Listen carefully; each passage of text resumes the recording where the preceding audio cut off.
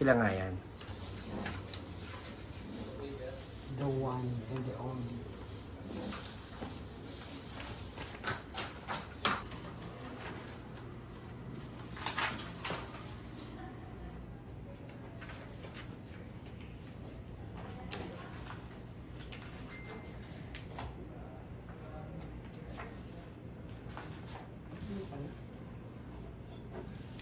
Yes po. Kasama mo ba ang iyong abogado nung sinagawa mo ang dokumentong ito? Opo.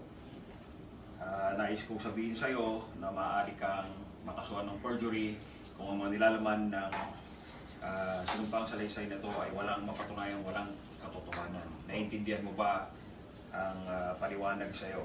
Yes po. Ang mga lagda dito sa gilid ng 4 na pahina,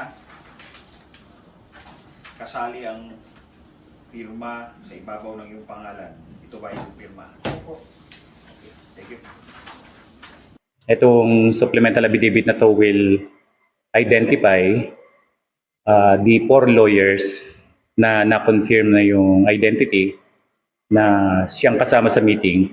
Kwento ng kliyente is that ito yung 4 na lawyers na tutulong na gumawa ng script ng affidavit na mag-i-interview sa babae. Sila daw yung mag-i-encode ng mga statements. Unang meeting, 2 lawyer. Of course, kasama si Congressman Jing Paras. Then yung second meeting, I think July 26, kasama na yung 4 na abogado. Doon po sa mga pahay po ni Dr.